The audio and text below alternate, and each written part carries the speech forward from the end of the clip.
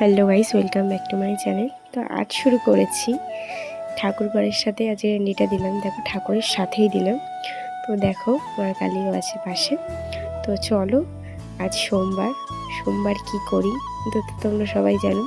সোমবারের জন্যে বাবার মধ্যে জল হলো বলে দুধটা আগে প্রথমে ঢেলে নিলাম।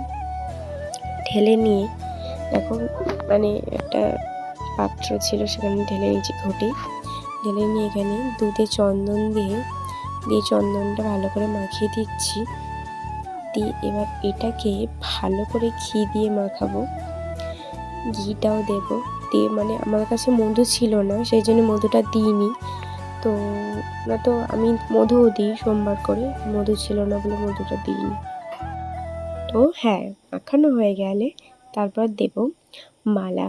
আমি আগে থেকেই মালা কিনে নিয়েছিলাম, তো ভাবছিলাম দেবো, তো ভাবলাম না, আগে দুধ দিয়ে স্নান করিনি, তারপর মালাটা দেবো। তো ওই জন্য ভালো করে স্নান করিয়ে নিচ্ছি। তো আমি সবাই কি বলে জানি না, আমি আমার মতন করেই বলে বাবার মাথায় জলটা ঢালি, দুধটা ঢালি। তো দুধটা ঢালে মানে স্নানটা করিয়ে দুধ দিয়ে তারপর দিচ্ছি মালা।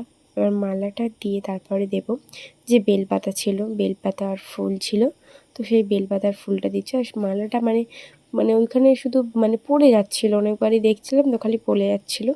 তারপর দিতে দিতে ঠিক হয়ে গেছে, দেখো আবারও পড়ে গেছে, তো আবার দিয়ে দিয়েছি। তো দিয়ে আবার দুধটা ঢেলে দিলাম। দিয়ে এবার আরেকটা ঠাকুর ছিল, আর মানে ছোট একটা শিব ছিল, লিঙ্গ, সেইখানেও ভালো করে মানে সেটা আর ক্লিপ নেওয়া হয়নি, কিন্তু সেটাও করা হয়েছিল।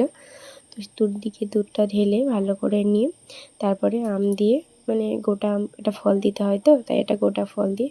তো দেখে নাও কি সুন্দর লাগছে না স্নান করিয়ে, খুবই ভালো লাগছে। দেখো দুজনকেই স্নান করিয়ে দিয়েছি আর প্রণামটা করে নিচ্ছি। সবাই সবার মনের ইচ্ছাটা বলো, আর এইটুকুই চাইবো। দেখো আমি আমার মনের ইচ্ছাটা চেয়ে নিলাম।